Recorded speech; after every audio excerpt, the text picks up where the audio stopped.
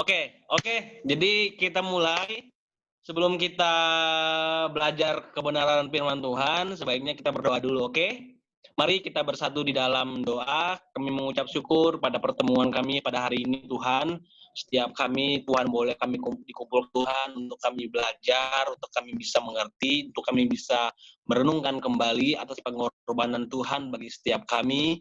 Kami masih ada sampai hari ini, itu semua karena kebaikan Tuhan, penyertaan Tuhan dalam hidup kami. Sebentar kami mau belajar. Kami akan berdoa dan kami percaya Tuhan Kau hadir di setiap kehidupan kami semua. Haleluya, amin. Amin.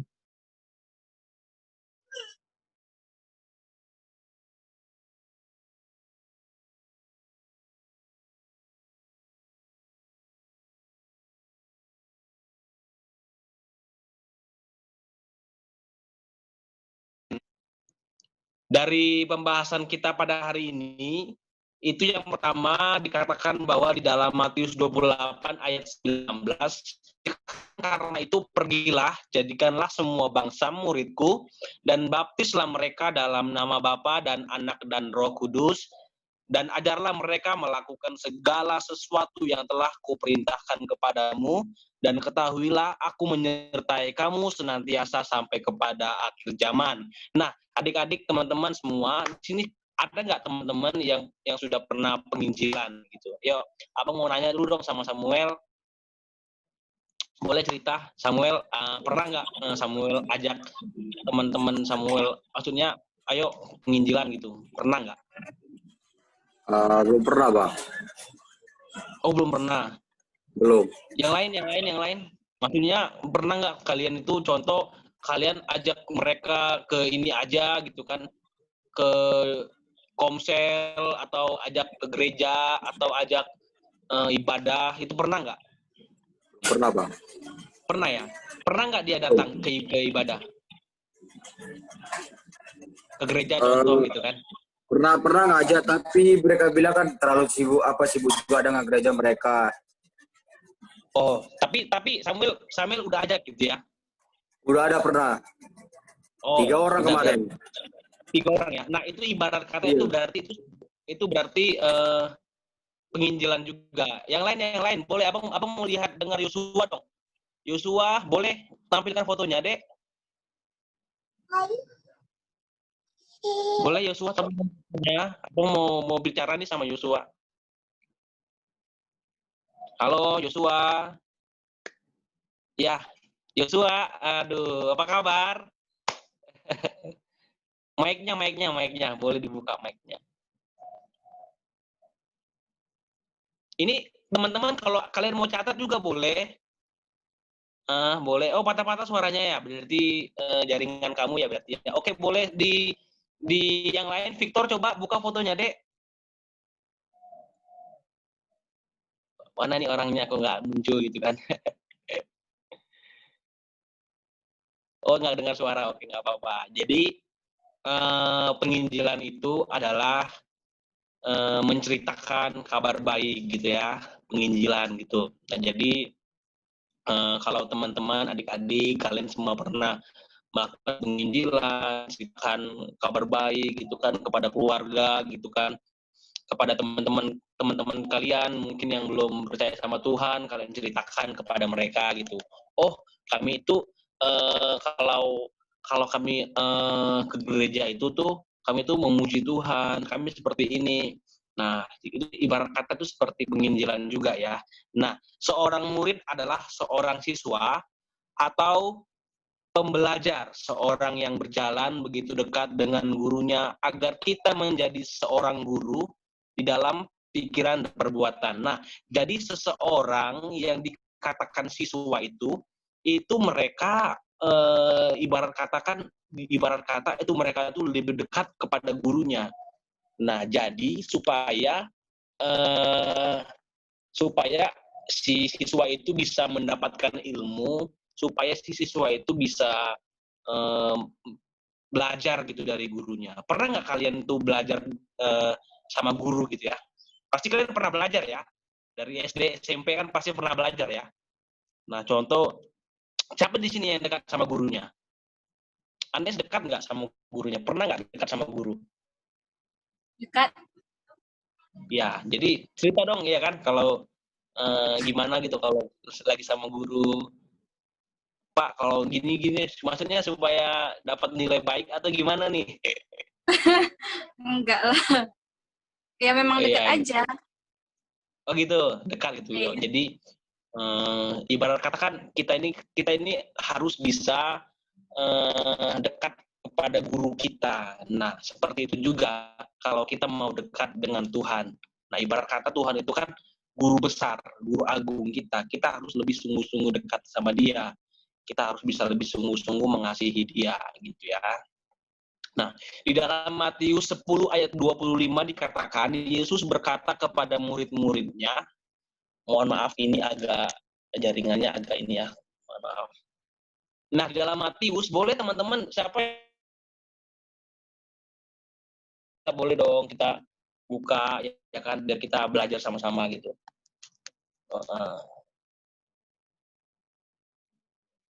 Samuel buka dong Alkitabnya.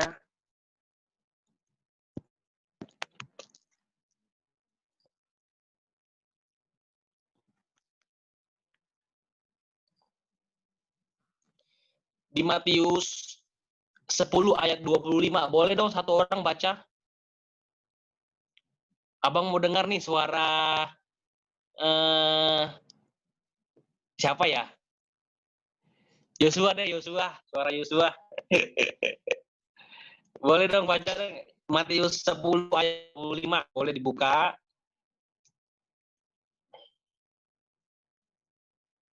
Jadi kita supaya nggak lama. Oh, lagi ambil Alkitab, boleh.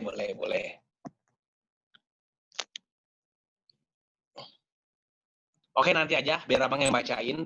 Yesus berkata kepada murid-muridnya, cukupkanlah bagi seseorang murid jika ia menjadi sama seperti gurunya. Nah, di sini dikatakan kita menjadi seorang guru dan Tuhan itu adalah Bapaknya gitu. Dan Tuhan itu adalah guru besarnya. Nah, ketika kita belajar, ketika kita mau meluangkan waktu untuk Tuhan, kita berbicara kepadanya di dalam hati dan pikiran kita, itu kita berarti ingin belajar seperti seorang guru gitu ya. Nah, di sini siapa ya ceritanya mau menjadi seorang guru? Gak apa-apa, buka aja mic-nya. Gak apa-apa, dibuka aja mic-nya semua. Gak apa-apa. Kita kan ini sharing gitu ya. Jadi, siapa di sini ceritanya menjadi seorang guru? Samuel ceritanya jadi apa deh? Oh, nggak ada ya? Nah, jadi seorang guru itu adalah seorang yang lebih dekat sama muridnya gitu. Jadi, murid-murid Tuhan Yesus juga waktu pada zaman itu mereka itu dekat sama Tuhan Yesus. Jadi murid-muridnya Tuhan Yesus itu sungguh dekat sama Tuhan Yesus karena Tuhan Yesus adalah guru besar atau guru agung. Nah, David, siapakah Yesus itu? Siapa yang tahu? Ayo, boleh ceritakan. Siapa yang tahu siapa Yesus itu? Ayo, abang mau dengar suara inilah Joshua. Yesus itu siapa sih? Joshua, mic-nya buka aja dong. Nggak apa-apa, mic-nya buka dong. Yesus itu siapa sih menurut kamu, Dek?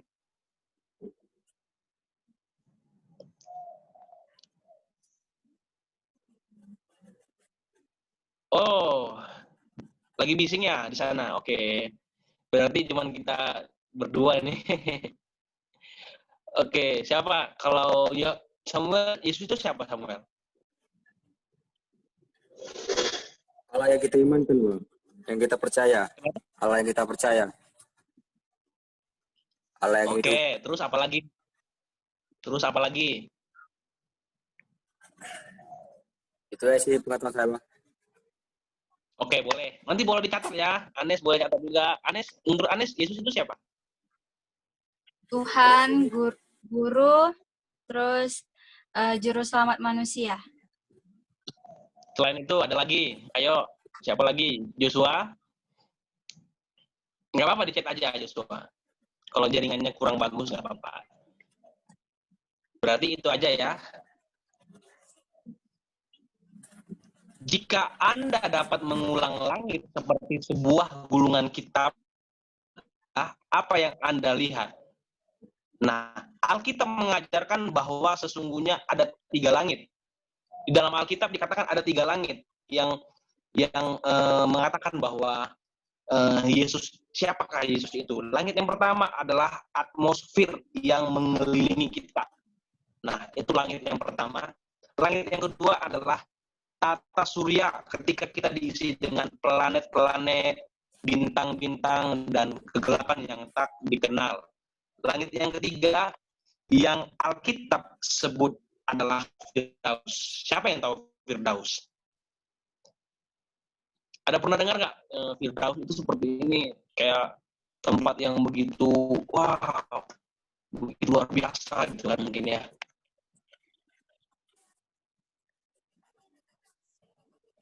Belajar gitu ya. Nah,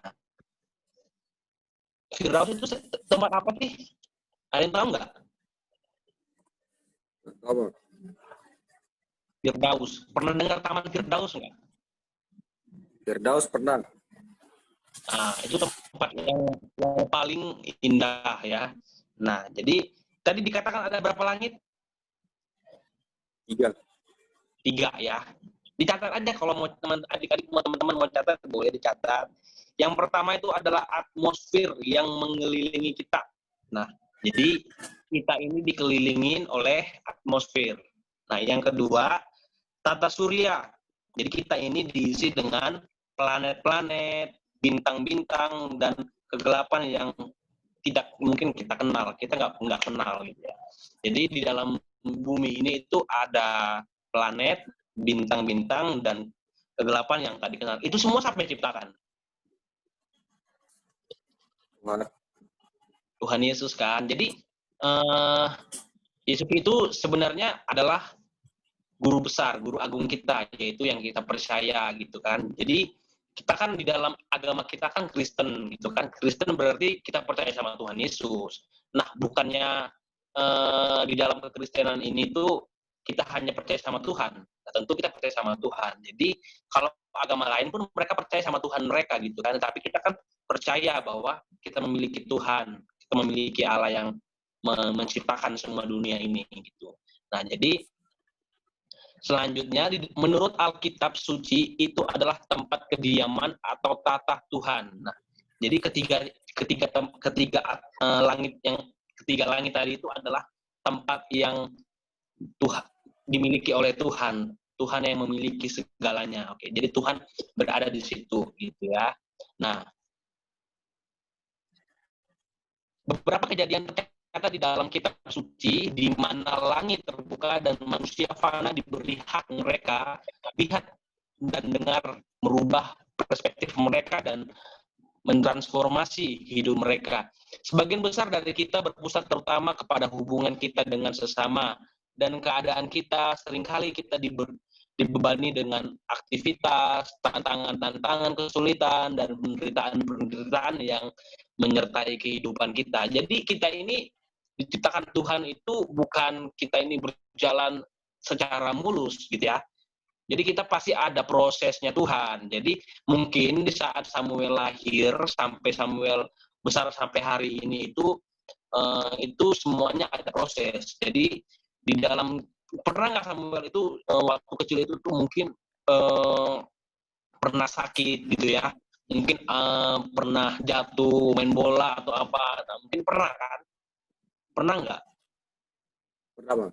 Pernah mungkin lagi main bola dulu atau mungkin sakit gitu kan, dulu sakit ini sampai ini nggak ini lagi gitu, udah nggak tahan lagi, Tuhan seperti apa ini. Nah, jadi di dalam kehidupan kita ini kita memiliki penderitaan nih yang menyertai kehidupan kita.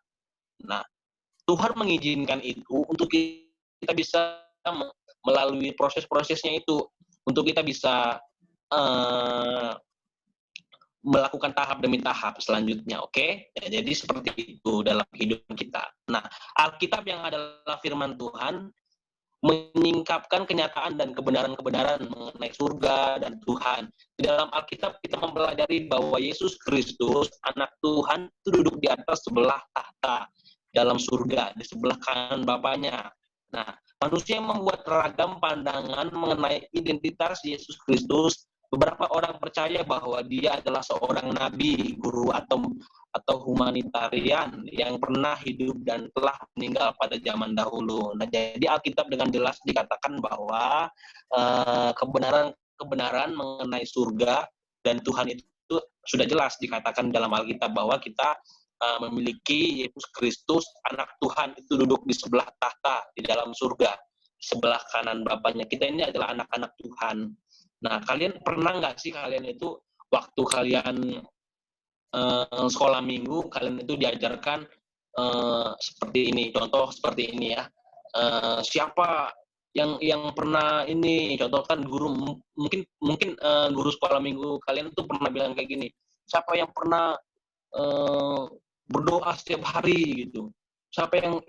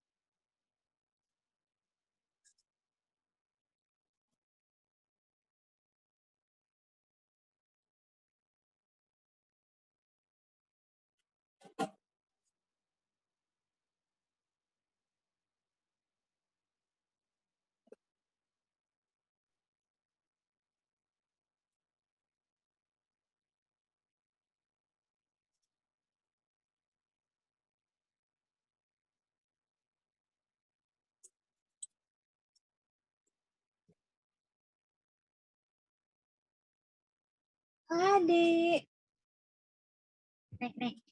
Naik. Cepat. Amin. Doa dulu. Amin.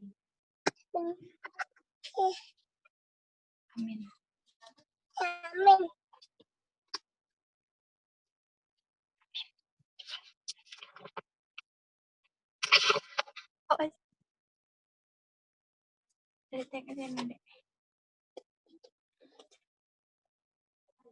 kok mati Der? Lanjut aja, lanjut bang. Jaringannya tadi ya? Ya, jaringan, lanjut aja nggak apa-apa. Masih kerekam kok. Oke, mohon maaf tadi mungkin jaringannya lagi bermasalah ya. Jadi kita terputus gitu ya.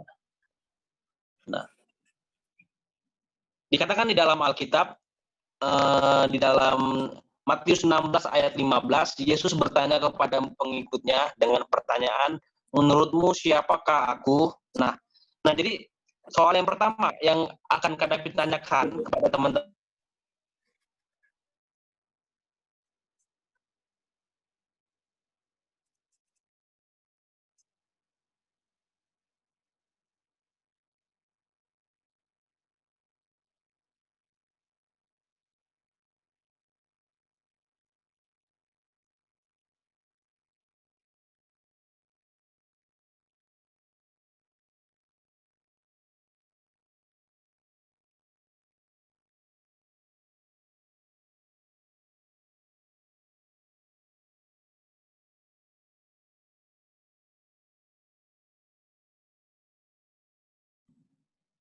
Halo, tes. Kenapa ya jaringannya ya? Halo? Ya, lanjut. Iya, Kak. Halo. Oke. Maaf ya, ini mungkin jaringannya lagi gangguan. Nah, pertanyaan yang pertama ini buat teman-teman semua. Apakah kalian tahu bahwa Tuhan itu memiliki rencana yang terindah bagi kehidupan kalian? Tahu nggak?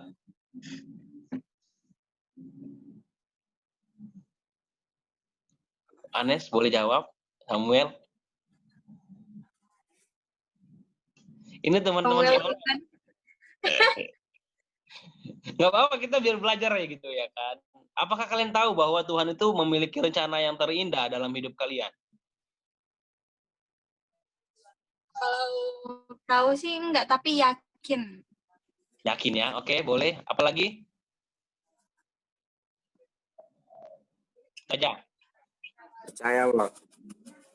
Samuel? Percaya. Pasti Oke. akan ada. Oke, terus siapa lagi? Joshua? Joshua-nya hilang ya, jaringannya ya. Joshua?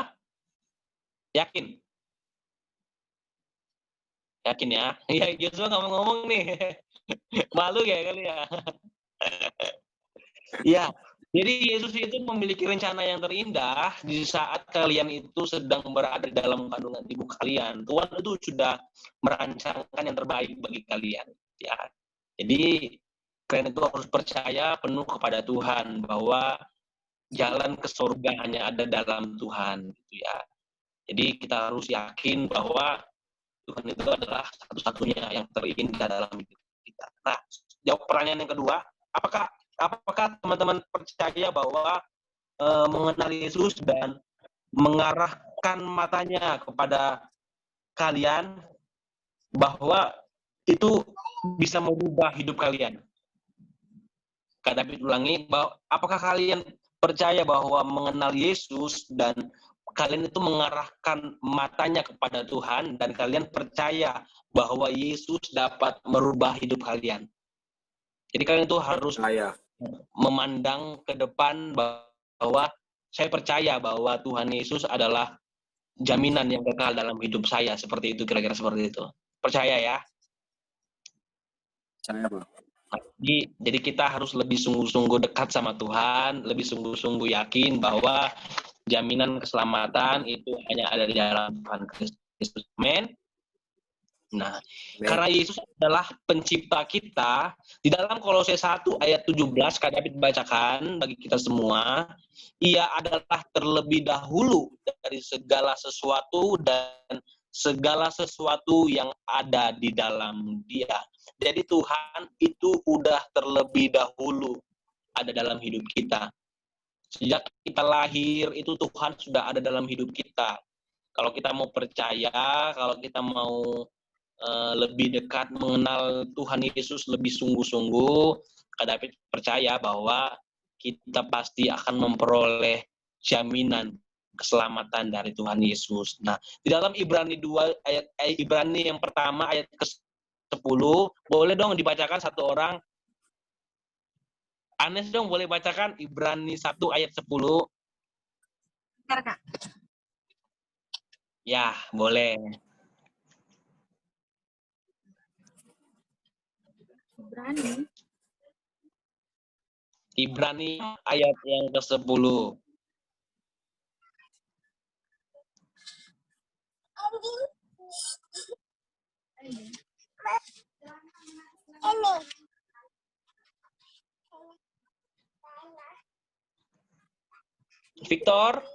Victor mana ya? Kok nggak ini ya? Jaringan ya Victor?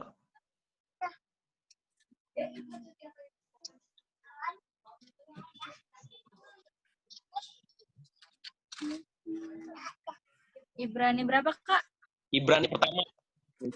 Ibrani pertama ayat 10. Oh, jaringan berarti ya? Ya nggak apa-apa kalau jaringan. Samuel. Ibrani Oke. 1 ayat 10 ya, Kak?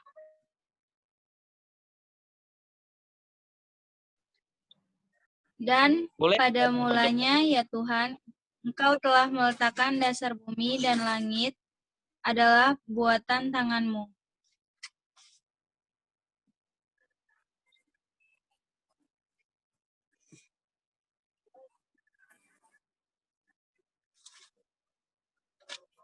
Pertama kali ya. Jadi Tuhan menciptakan semuanya itu sejak pertama kali.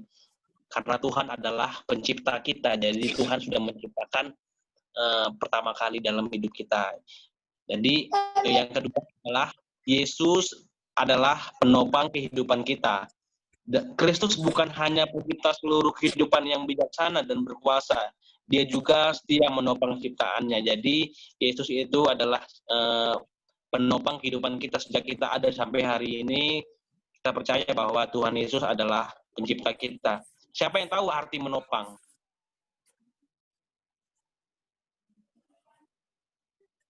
Menopang itu adalah memegang, bisa jadi. Terus apa lagi? Menjaga. Bisa, apalagi? Anes, apalagi? Memberi dukungan bisa, atau menolong orang lain bisa.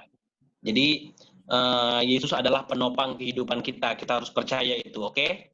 Nah, yang kedua, dalam Kolose 1 ayat 17 dikatakan, ia adalah terlebih dahulu dari segala sesuatu, dan segala sesuatu ada di dalam dia. Jadi Tuhan Yesus udah terlebih dahulu itu memelihara kita. Jadi kita harus percaya itu. Karena di dalam Tuhan Yesus itu adalah jaminan yang kekal. Bagaimana Yesus menopang segala sesuatu yang ada, itu bisa dilihat di dalam Ibrani 1 ayat 3. Nanti teman-teman boleh catat. Bagaimana caranya Yesus itu menopang kehidupan kita, karena dibacakan supaya mempercepat. Nah, yang pertama adalah, ia adalah cahaya kemuliaan Allah dan gambar wujud Allah, dan menopang segala yang ada dengan firman-Nya yang penuh kekuasaan dan setelah ia selesai mengadakan penyucian dosa, ia duduk di sebelah kanan yang maha besar dan tempat yang maha tinggi.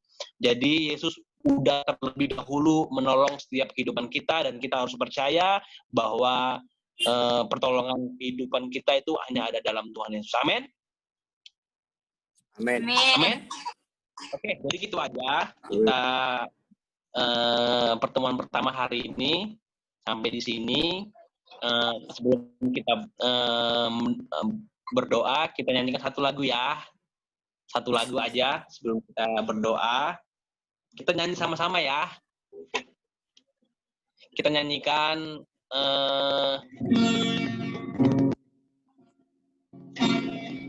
Engkaulah perisaiku. Engkaulah perisaiku saat badai hidupku. Firman-Mu di dalamku,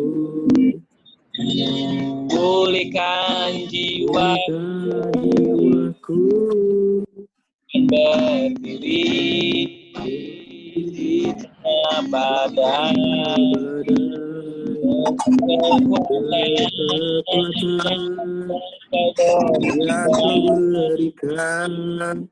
Sampai kapanku bukan bertanya, karena Yesus menopang hidupku.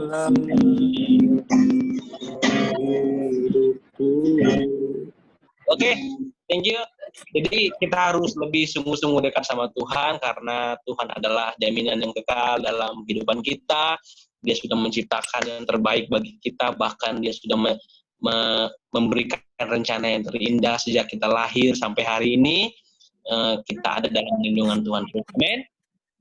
Amin. Harus percaya bahwa Tuhan itu adalah jaminan kita. Amin. Amin. Oke, thank you. Amin. Ini nanti kita lanjut lagi, oke? Memberkati, see you ya. Thank you Kak Deren.